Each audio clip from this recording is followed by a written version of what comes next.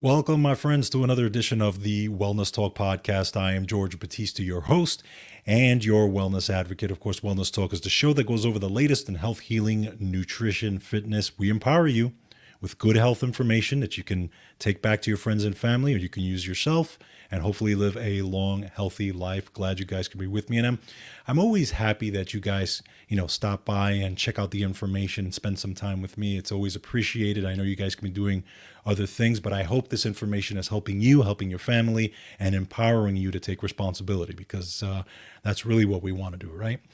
All right, so let's get started on what's happening this week. So we're going to talk about yogurt.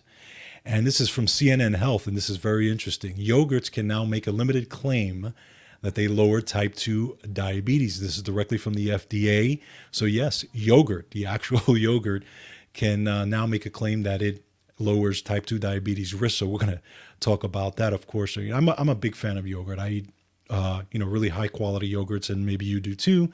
So this is something that could possibly help you. But again, it's not just the yogurt, obviously. There's a lot of other things that go along with it. But at least it's good to know that yogurt can now make a claim. Then from there, this is from the University of British Columbia. Brand new information: common origin behind major childhood allergies. So this is really good information, because what they did was they did a study with a whole bunch of children, and a bunch of children that developed all different types of allergies. There were seasonal allergies, there was food allergies and stuff like that. And they followed them, and they found out what they had in common. We're going to talk about that, because this is something you guys really should know, especially if you're looking to have children at some point, or maybe you just had a child, and, things to think about. So we're going to talk about what they had in common and how it can affect you. Then from there, continuing on the allergy front, this is hay fever, natural ways to treat seasonal allergy symptoms. This is by Kathleen McCoy. So we're going to talk about allergies. I'm going to go specifically into allergies. And of course, yours truly dealt with allergies and seasonal allergies for many, many years. I don't deal with them anymore. Okay. And I don't think I was a lucky one, but I did a lot to make sure I get rid of them. And I'm going to tell you my story, tell you what I dealt with, and some of the stuff I did to kind of get out of that whole thing. And then we're going to go through the article, and we're going to go through all different types of tips and tricks and things that you can do to help lessen your risk of seasonal allergies, food allergies, and all different types of things. Because at the end of the day, we're coming out of this winter, and we're going into spring, right? That's where winter is starting to wind down now. And this is where seasonal allergy starts to really become a problem for people, right? Especially with your pollens and your ragweeds and all this type of stuff. So this is where we really have to be diligent as far as our immune systems, and putting our immune systems in check and seeing whatever we can do to lessen our risk of allergy. So we're going to dive into that, and we're going to go through all the specifics, and hopefully that helps you. Then from there, I have a question for you. Do you think that states, or even your government, can start putting vaccines in your food, particularly in produce? Well, they're actually thinking about it. And no, this is not conspiracy. Of course, we bring the receipts on this show, of course, and I'm going to do that. I'm going to actually show you the story, because this is actual mainstream news. Okay, in California, they did it successfully as far as testing it to see if they could actually put vaccines in different types of produce and lettuce and stuff like that. Well, those of you who are in Tennessee, you better watch out, because they're actually looking to do that. And then there's a bill that they're actually trying to introduce that will actually protect people from this, or actually at least label the produce so you know what has been vaccinated. Yes, it sounds absolutely crazy. It sounds like it is a conspiracy, but it's not. Again, this is actual mainstream, and I'm going to play the clip for you so you can check it out, because you really need to know what's going on, because if you don't know, then who knows what you're putting into your body, right? And we need to know exactly what we're eating and drinking these days. So that's what's on tap today. Of course, keeping you in the know. Of course, go to georgebatista.com and check out all the articles that we go over. And of course, you can search the articles. You can search the podcast for all the topics that you're looking for. Pretty much they're all there. And I announced last week that I'm putting together a Facebook group for like-minded individuals, and that group is starting to grow. So if you are interested in it, check it out. You can go through Facebook or you can go through the website itself. Just click on the link, join up the Facebook group, and hang out with us. Again, because it's all about empowering each other, giving some health solutions and different ideas and tips about being healthy. I'm going to be very active on that group. I'm going to be doing Q&As. I'm going to be just giving my tips. And of course, also, by the way, those of you who are fans of this show will have early access to this show. So you don't have to wait till Sunday at 8 p.m. when the show normally comes on live. You can actually get the information earlier. So if you're interested in that, join the Facebook group. I think you'll enjoy it and have a good time. And again, I'm going to be posting a lot on there. So if you guys want to hang out with me and the group, come check it out. All right, guys, without further ado, let's get started on the articles for the week. And the first one is from CNN Health. And this is yogurts can now make limited claim that they lower type 2 diabetes risk. And this is, again, directly from the FDA. So those of you who like yogurt, this is good news. Again, of course, it depends where you get your yogurt from. It depends on the quality of yogurt that you get. So all that you have to factor in. But let's talk about it. It says, in an early decision nearly 5 years in the make. It's very interesting. They've been actually studying this for 5 years. The FDA has decided that yogurts can now make a limited claim that the food can reduce the risk of type 2 diabetes. Okay, and this decision marks the first ever qualified health claim the federal agency has issued for yogurt. How about that, right? Who knew? All the things that can be used to help type 2 diabetes, and yogurt, for whatever reason, is the one. So let's dive in here. And I'm going to quote from this. It says, eating yogurt regularly, at least 2 cups or 3 servings per week, may reduce the risk of the disease that affects about 38 million people in the United States and roughly 462 million individuals worldwide.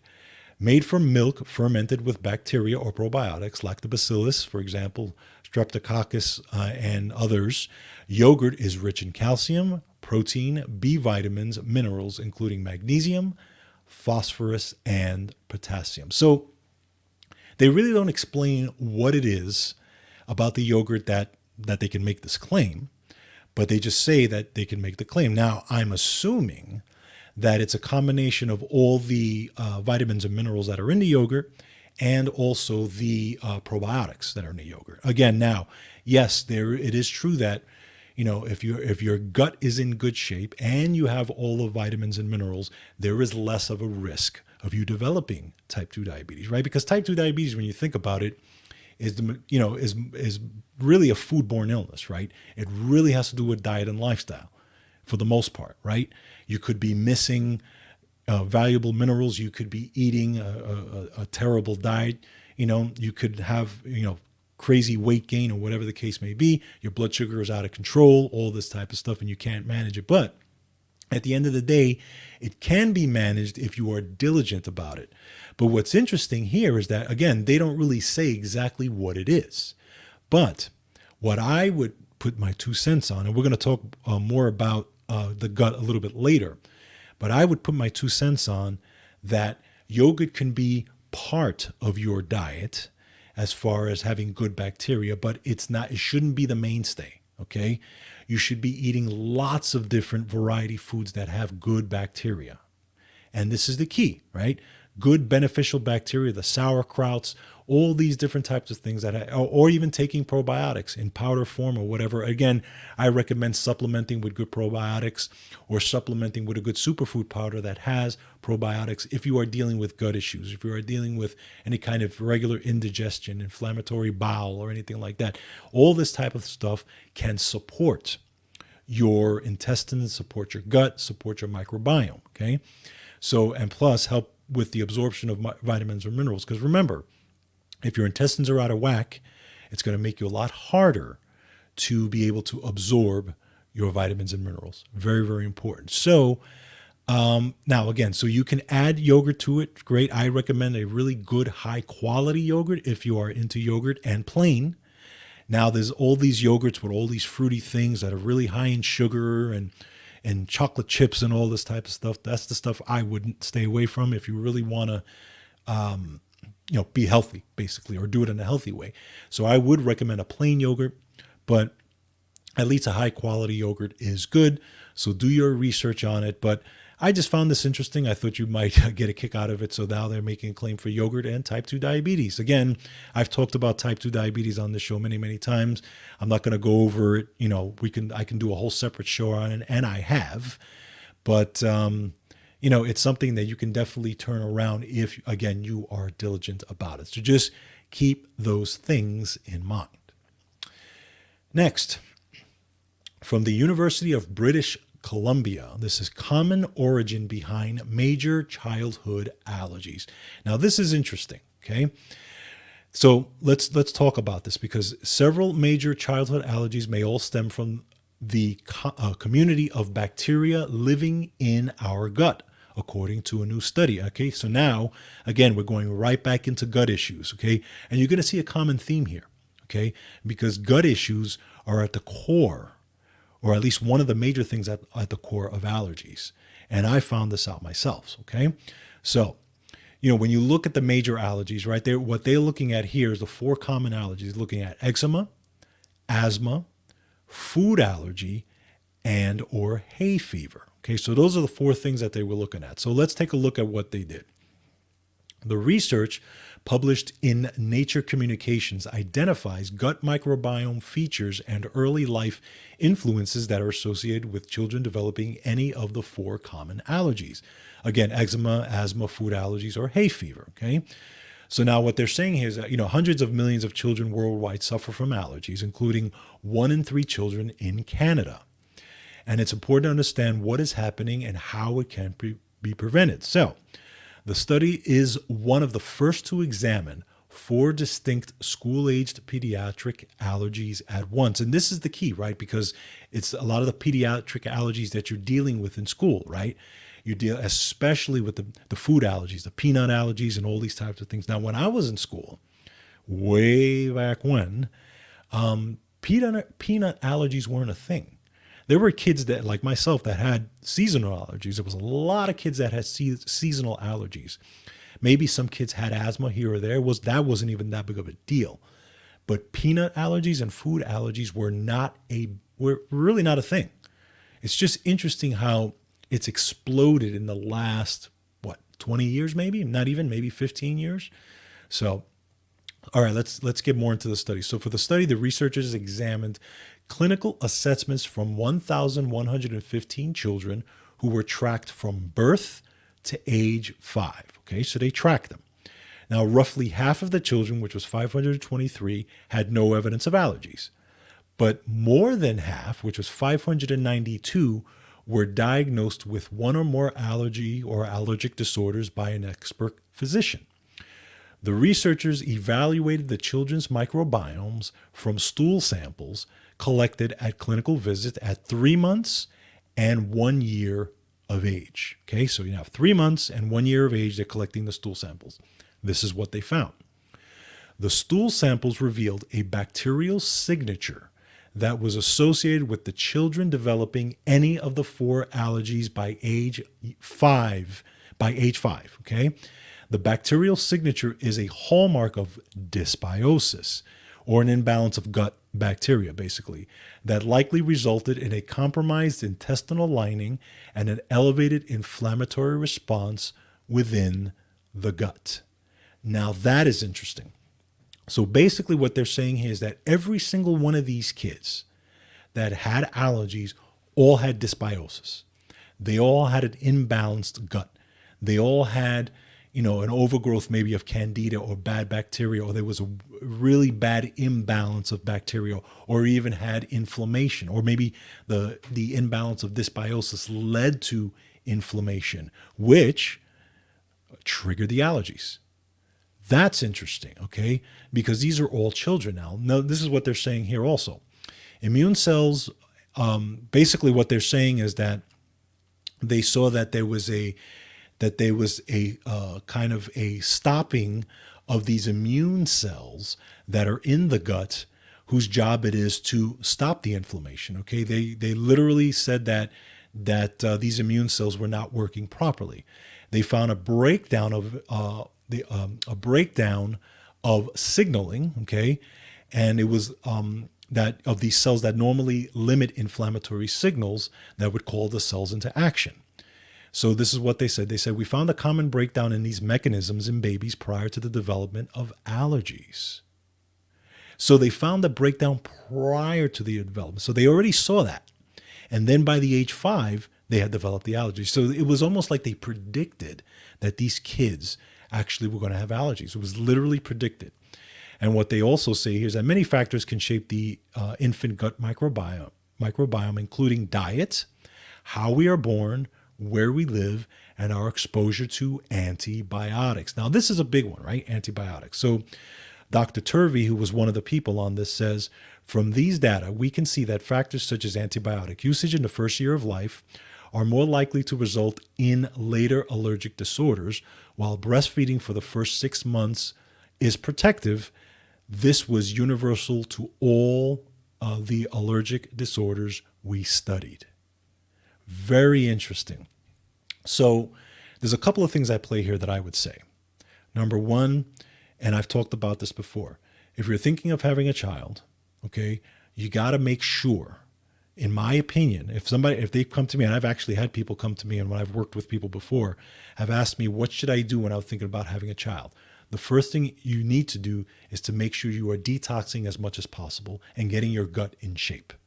Because remember, when the mom is carrying, the child, okay, they're sharing a lot. They're sharing nutrition.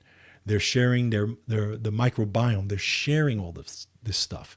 If the mom has a bad gut, bad microbiome, that's also being shared, which means that the child, developing fetus, a developing, child, eventually could be born already with an imbalanced microbiome. So my suggestion would be to make sure that you do everything to detox, all right, 6 months at least, some say a year before you even think about having a child, and get your gut in shape. Do everything you can to make sure that your gut is in good shape. Okay, that's number one. Number two, once you have that child, okay, do whatever you can to limit antibiotics. Why? Because again, what it's saying here is that one of the big factors was antibiotics in the first year of life. Huge factor in this, okay? Because what do the antibiotics do? They mess up your microbiome. Now, yes, antibiotics are important if you're dealing with some kind of bacterial infection, absolutely. But at the same time, you're doing a job on your microbiome. We all know that that's the side effect, right?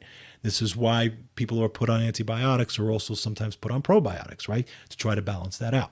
So, but this is very interesting. So the gut has a lot to do with these childhood allergies at the end of the day. And that's what this study is saying. The gut has a lot to do with it. So clean up your gut. If you want to have children, clean up your gut and do whatever you can to try and keep their immune system in check, especially when they're younger, right? Good food, lowering the sugar, because remember, the gut also feeds on the sugar, which would eventually start to, cause inflammation, cause bad bacteria to spring up. Again, bringing you back to the allergies again. Okay, so it's this kind of house of cards that goes from beginning to end. And you don't want to get involved in that. You don't want to even get into that whole situation. So this is good information, but I think this is paramount for you parents out there to do whatever you can to get your gut in shape and to get your child's gut in shape, because I guarantee you, you're doing a lot to make sure that, if you do that, by the way, to make sure that they don't have any kind of major allergies as they're getting older. Again, it's not foolproof. You want to do everything you can, but at least give them a shot, right? Lower their risk of eventually developing some kind of food allergy, seasonal allergy, asthma, all these types of things, because it's all tied to the gut. I'm telling you, it's a big thing. So something to think about. Again, this is from University of British Columbia. hopefully we see more studies like this. I think this would be very interesting if we see that. All right, next, let's talk about hay fever. Let's talk about seasonal allergies. And for those of you who are worried about it, okay, again, we're coming out of the winter now, going to the spring, and this is where things start to get crazy with seasonal allergies. This is Natural Ways to Treat Seasonal Allergies by Kathleen McCoy. Now, it's interesting. When I was younger, I developed seasonal allergies. I would probably say when I was, I want to say 13, 14. It could have been younger, but I would say 13, 14 was probably when they really started to take hold. And it was bad, right? So, it was every spring and every fall. And you knew it was coming, and you would start to feel it. And I would start to feel those allergies. I would start to feel the itchy eyes coming on. I would start to feel the runny nose. I would start to feel, my breathing wasn't as good. I would start to feel all these things. And then what did I do? Okay. Or when I was younger, I didn't want to deal with these things. So I would end up on over-the-counter medication. So I would get antihistamines, right? Now, the interesting thing is that even when I was younger, they had these over-the-counter antihistamines that would make you drowsy. And then they started coming out with the ones that were non-drowsy. But every time I would use the one that was non-drowsy, it wasn't as powerful as the one that would make you drowsy. So I would still feel the allergies, and I'd be sneezing like crazy. I'd have to have tissues. My face, my eyes would get swollen. I mean, it was really bad. And this continued through my teenage years into my 20s. And it was like clockwork every spring and every fall. The fall was actually worse, which is very interesting because I always remembered by my birthday, because my birthday's in September. I always remembered by my birthday that I would, my allergies would be out of control. So I'd be, I'd have a cake in front of me and I try not to sneeze on the cake and all this. But what would happen was, I would get on these antihistamines and they would make me crazy drowsy. And then I would have to drive around like that and try to keep myself awake, right? Now, they would work because they would stop everything. But again, they weren't addressing the problem. They were just stopping it. And what are they doing? They're basically stopping the release of histamine, which is what your body's releasing, right? Your mast cells are releasing histamine to deal with the allergies, okay? And that's what they were doing. So essentially, this is what happened with me, through all those years. Now, what did I do? When I started to clean up my diet, okay, and keep in mind, kind of going back for a second, I was on antibiotics almost every year of my childhood, okay, and this is going back to the antibiotics piece, right? Every year of my childhood. Why? Because I would get bronchitis every year. Bronchitis would basically become a bacterial infection. I would end up going to the doctor. My doctor would put me on antibiotics. I'd have to finish that cycle of antibiotics, and then I'd be good for that year. And then the next year would happen. And it would just repeat the same cycle. And I was constantly on antibiotics. Now, my mom didn't know. She didn't, back then you didn't have all the information that you have now, right? I didn't even know what antibiotics did. I just know they eventually, made me feel better, right? Took care of the infection, and that was that, okay? I didn't know I was destroying my gut. I didn't know that, okay? So that led me to the development of allergies as I go along. It's absolutely 100%. Why? Because I was dealing with a lot of gut issues, a lot of stomach viruses and a lot of gut issues prior to my allergies. And then eventually the allergies started. Okay. So it was just, again, it was that house of cards that would come down. So, when I look back at it now, I'm like, wow, it was the perfect storm between the bronchitis, the allergies, the medications, right? All the medications that I would be on, all the antibiotics that I would be on, all these types of things. And then, of course, using these over-the-counter antihistamines over and over and over. And I found my allergies getting worse as I was going through life. This is when I started to say, okay, enough is enough, because this is not working. I'm just going to get worse and worse, and I'm not going to be able to even go outside at some point, right? So this is where I started to clean up the diet, because my diet was pizza and Chinese food, basically, and I was a broke college kid. I did everything I could, but I cleaned up the diet. I started to get on supplements. What are the supplements I took? Okay. And I did a lot of research on this, right? Multivitamin. I started taking multivitamin. Started taking vitamin C. Okay. Because I started doing some reading that vitamin C actually helps with the histamine response. And then a few years later, quercetin. I started taking some quercetin on this. Okay. Again, cleaned up the diet, started doing some more exercise, started to get myself, started to eat more salad, started to eat more good food, lowered the sugar. Didn't eat as much pizza, right? Again, with all the cheese and all that type of stuff as well. And as I started to, now again, this was not an overnight thing. This was little by little every year. But what I found was the more I did this, the less my allergies would bother me and the less bronchitis I would get. So I was getting a 2-for-1, which was great. So I said, all right, this is working. So I just kept doing it. And it basically became a habit. Taking these supplements, eating good food as much as I can, making good choices in my food, and then also, just doing everything I can to get my immune system back in check. Things started to go away. And sure enough, the allergies disappeared. It is amazing. And again, this took years. There was patience involved. But you know what? What was my alternative? My alternative was I could have been on those antihistamines for the rest of my life.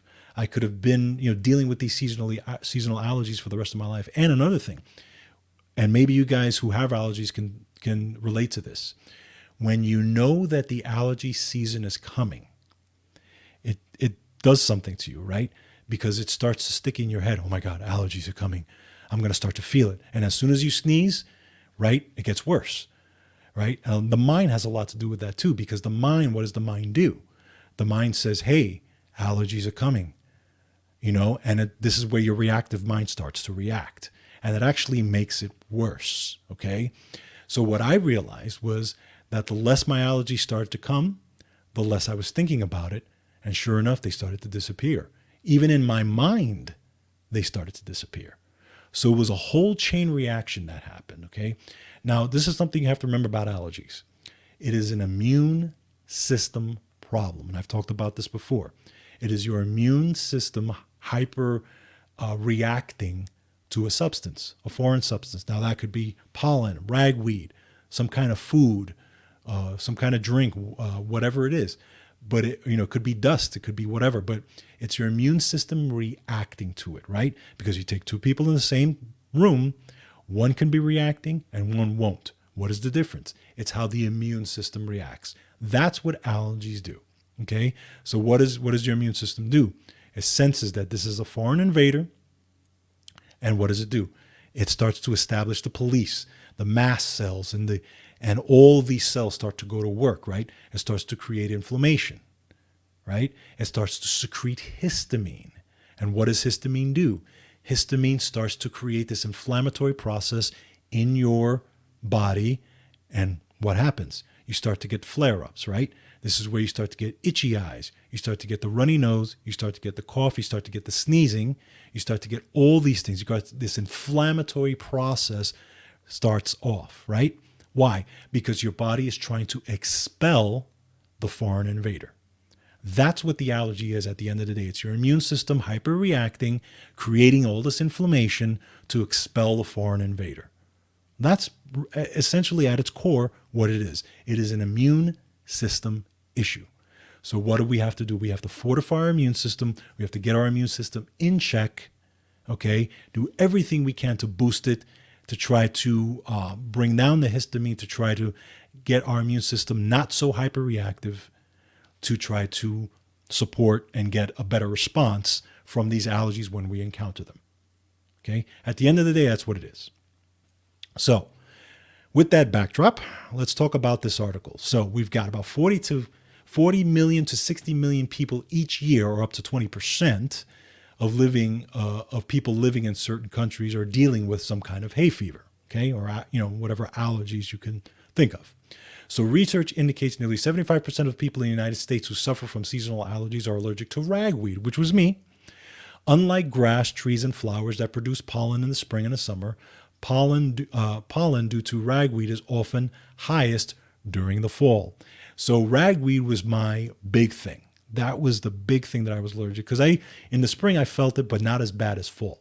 Okay, so that's where the highest. So let's look at some of the symptoms, right? Again, what we talked about: stuffy, runny nose, postnasal drip, excess mucus production, sneezing, itchy, watery eyes, scratchy throat, decreased focus, exhaustion and sleep disorders, mood swings, irritability, low blood pressure, asthma, eczema, and even ear infections. All these things can tie together just due to all different types of allergies, okay? Things to think about, okay? So think about if you're dealing with any of these issues. Now, what they're saying is that the allergies are getting worse as time is going along. Okay, so in the year 2000, pollen counts registered at 8,455 grains per cubic meter. Now, by 2040, they're estimating that the number is projected to be well over 20,000 grains per cubic meter. And they're talking about climate change, and they're saying that has something to do with it. Whether that's true or not, you guys have to, can decide that. So, again, what are the major causes? Pollen, ragweed, mold, grasses, residue from trees, and flowers, especially with the hay fevers, okay? So, again, it's the histamine release that we've got to deal with. So, according to Johns Hopkins Medicine, allergies are actually disorders of the immune system, exactly what I've said. The body overreacts to harmless substances and produces antibodies to attack the substance, okay? And if you're susceptible to certain things, it can make it even worse. So if you have a weakened immune system, right? If you're dealing with any kind of illness, that can make it worse. Trauma or some kind of surgery, underlying illnesses, high amounts of emotional stress, lack of sleep, or even if you're pregnant, right? That can also lead into this. Okay, and keep in mind the pregnancy thing that we talked about in the last segment. Again, pregnancy, microbiome, all together, right? Stress plays a huge part in keeping your immune defenses, and your stress managed, okay, or, keeping your immune defenses managing stress. You got to make sure that you get that all in check, because that can worsen your allergies as you go along. So what are some of the natural treatments? Okay. Obviously, you want to try to avoid the allergens as much as possible. Now, if it's pollen or ragweed and all that stuff outside, it's very difficult unless you don't go outside. You need to go outside. But there's things you can do to try to lessen it, okay? So let's talk about food first, foods to avoid as far as allergies, okay? You can try an elimination diet. There are certain things that will worsen allergies. You can take a look at alcohol, caffeine, conventional dairy, chocolate, peanuts, sugar, artificial sweeteners, processed foods, even some kind of fruits can be inflammatory, like bananas and cucumbers, different types of things like chamomile, wheat, and soy. All these things can cause allergies, okay? Keep those things in mind. If you feel that when you take in those things and certain things flare up, this is when you start to eliminate that, right? And then see if there's any more flare-ups after that. So, many people also find relief when they're avoiding foods that cause mucus production. Okay, cheese does a lot of that. Milk products does a lot of that, right? A lot of dairy. So again, if you were like me, eating a lot of pizza, I was drinking milk, a lot of chocolate milk in those days, right? So again, a lot of mucus production. So another thing to keep in mind. Now, if you have a ragweed allergy, it's important to avoid melons, bananas, cucumbers, sunflower seeds, echinacea, and chamomile, as they can trigger an allergic response in your system. Again, things that I didn't know when I was that age. Now, some of the foods to enjoy that can actually help to support allergies, especially the seasonal allergies, right? Raw local honey, hot spicy foods, bone broth, probiotic-rich foods, pineapple. Now, pineapple can go either way, because there are a lot of people, including my wife, that have some allergies to pineapple, so you have to be careful with that. Apple cider vinegar, fresh organic vegetables, grass-fed meats, free-range poultry, and wild-caught fish. Okay. Now, raw local honey is at the top of the list, because in a randomized control study published in the International Archives of Allergy and Immunology, patients who consumed honey had significantly better control of their allergies compared to those on conventional allergy medications. Okay. Now, local honey works to relieve symptoms because it contains local pollen that causes your allergies and helps helps the immune system to deal with it better. Okay, so a couple of teaspoons of honey, put it in your tea, I even in your coffee, I've done that. Okay, raw local honey, put it in my coffee. Actually tastes pretty good too, by the way, and it actually can help. Okay, so try that, but it has to be a good raw, local, unfiltered honey. Get it from your local farmer's market if at all possible. Maybe a little bit more, but it's worth it. Okay. Also, probiotic rich foods that are good to support the healthy gut, improve digestion, increase energy levels, and much more. Okay. So things like kefir, sauerkraut or kimchi, kombucha, natto, which is a Japanese food, right? Tastes nasty, by the way. Yogurt and raw cheese, all these types of things that are good for the gut. Again, going back to keep the gut in balance. That's key. Now, the enzyme bromelain, which is found in pineapple, and it is very good for this, again, if you're not allergic to it. And also, in addition to high levels of vitamin B and vitamin C and other essential nutrients, can help to reduce your reactions to allergy. Again, that's vitamin C. That's also part of that as well, okay? Fresh organic vegetables, obviously, your dark leafy vegetables are good. Choose vegetables that are really, really high in antioxidants, important. Clean proteins, if eating things like wild-caught salmon, free-range poultry, if you're meat eaters, organic grass-fed beef, lamb are all important too. Wild salmon is rich in vitamins, by the way. Omega-3 fatty acids, essential minerals, and of course, protein. Okay, so I love salmon. I eat salmon a lot, and it's definitely wild caught. Now, let's take a look at supplements. What are the good supplements to take? And again, you want to start your supplements, I would suggest 30 to 60 days in advance of your allergy season, because you want to get ahead of it. Don't wait till allergy season starts, because it's a lot harder to deal with once you're in the throes of allergy season. Okay, so number one, spirulina. Those of you who don't know what that is, but it's basically kind of an algae. Okay, they sell it in powder form. It's a great thing. You can get it in a lot of superfood powders. 1 teaspoon per day helps to stop the release of histamine that causes symptoms. Okay, and in many studies, it was shown to significantly improve symptoms, including nasal discharge, sneezing, nasal congestion, and itching. And this was in a double-blind, placebo-controlled study. Number 2, quercetin. Again, this is what I used, 1,000 milligrams per day. Research shows that quercetin, it's the flavonoid. It's found in fruits and, certain fruits, especially in the peels of apples. It's found in onions, okay? But it also helps to stop the production and the release of histamine, okay? So now, keep in mind that quercetin may interfere with certain medications, including antibiotics and cyclosporin and other different types of things. So again, you have to check it out, okay? But quercetin is great. If you're not on any kind of medications, it's a great thing to take. Number 3, butterbur, okay? Butterbur, 500 milligrams per day.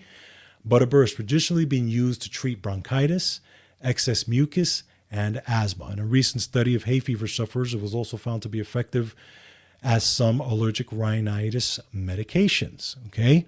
So be careful with young children, though, okay? They shouldn't be taking supplements like this. Number 4, probiotics. 50 billion international units, or 2 to 6 capsules a day, depending on where you're getting it, okay? Probiotics modify the intestinal flora in the gut and help to boost the immune system, and they show promise in the treatment and the prevention of allergies. Number 5, vitamin A, 2,000 milligrams per day. Vitamin A helps to fight inflammation and has an antihistamine effect. And next, bromelain, which again, from the pineapple, we talked about that, 1,000 milligrams per day. And stinging nettle, 300 to 500 milligrams twice per day as a homeopathic medicine, okay? It contains antihistamine and anti-inflammatory properties that helps to reduce the body's production of symptoms causing histamine, okay?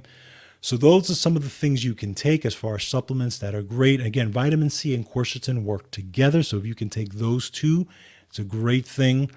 And maybe, some bromelain on top of that. But again, I would suggest my top 3 biggest things would be the probiotics, the vitamin C, and the quercetin. Those would be my big 3.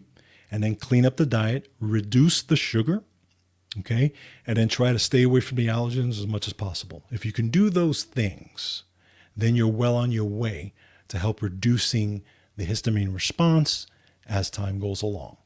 So those are things to think about. Other things you have to take a look at, just general lifestyle changes. Stay hydrated. Okay, so obviously drinking as much water as possible, because if you stay hydrated, that'll help to reduce the mucus, and or help the mucus come out, loosen up the mucus and help the mucus come out if you're dealing with a lot of mucus and mucosal discharge. Okay, obviously, again, limit exposure, close the windows, use air conditioners if you're indoors to lessen the exposure of all the stuff that's coming in from the outside.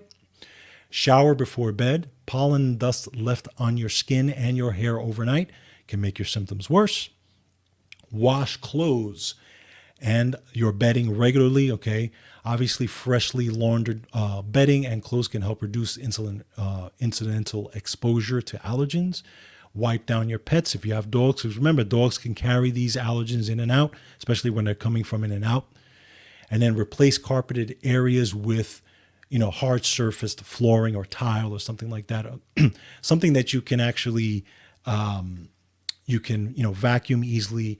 You can get the dust out of there and stuff like that, because remember, the carpets actually hold a lot of the allergens in. So keep that in mind. And then if you can declutter as much as possible, that is good as well. And of course, if you can get some kind of system that helps to clean out and filter the air, those systems, you can get one for cheap now, put it in your bedroom when you're sleeping. And they have ones that actually are very even low in noise now.